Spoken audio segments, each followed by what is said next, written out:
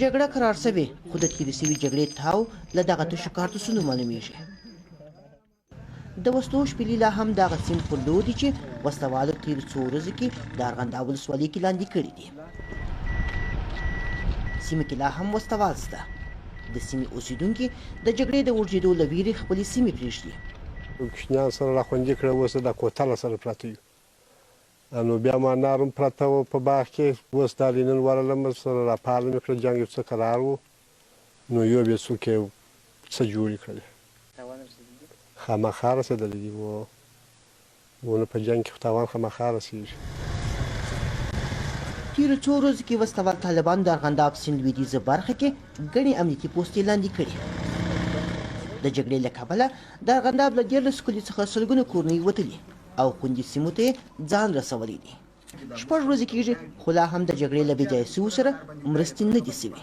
کورونه هلته په هغه ځای کې باندې پاته سوي، موږ ماسې یو سر 2 غوږه راوتلي، دلته په یوه سرای 10 کوره ننوتلي یو. ماسې داسې ژوند کوو چې هغه ماسې مو هغه نور خو باغونه و کورونه و ژوند و زندګي مو د خلکو له ګرده هلته پاته دغه موږ چې راغلي دا ګرده موږ په دغه یوه سرای کې.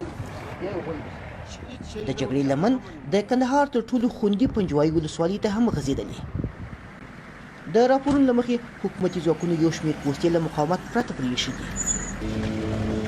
دغو ځواکونو د پخواني لومړي امنیتي کمربند څخه 4 کیلومتره شاتګ کړی. امنیتي ځواکونو د نوي دفاعي کمربند د جوړولو لپاره د دې سیمې خلکو ته د کورونو د پرېښودو امر کړی دی. وضعیت خو نو خراب دی، کومه دی وضعیت شی نشته. توره شپه د عذاب د خدای را روان دی، که سره د جلا کیسه ده وده. اوس موږ اړین چې پر کومه خوا ولاړ شو. جګړې له خلکو لاره ورکه کړې، یوې او بلې خواته په تېښته دي. له ناامنو سیمو څخه راوتلي کورنۍ پر 2 لارې ولاړ دي. نه پوهېږي چیرې او د چا کور ته پناه یوسي. سار چې مې کته ماجد ته طالبان آله 50 کس سار چې وروته پر نال باندې ټکان شروع کړ. ټکان چې شروع کړه بره اوانونه چې موږ د قرارګاه په بغل کې نو بالا ضرورت نو خپل شان مې سره راټول کړل، نیم حیوانان مې پرېښول، کوچنیان مې یو څه پرېښول، هغه ټان پلار و هغه سپین سرې مور مو نور شان ما ځینې راپورته کړل، روان یم چې پرات دی.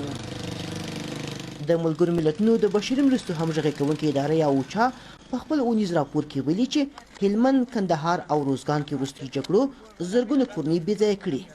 دغه راپور کې د ځایي چارواکو له خولې ویل شوي چې روانه جګړې کې 270 کسانو ته مرګژوبله اوښتې ده. مامون، درانی، BBC، کندهار.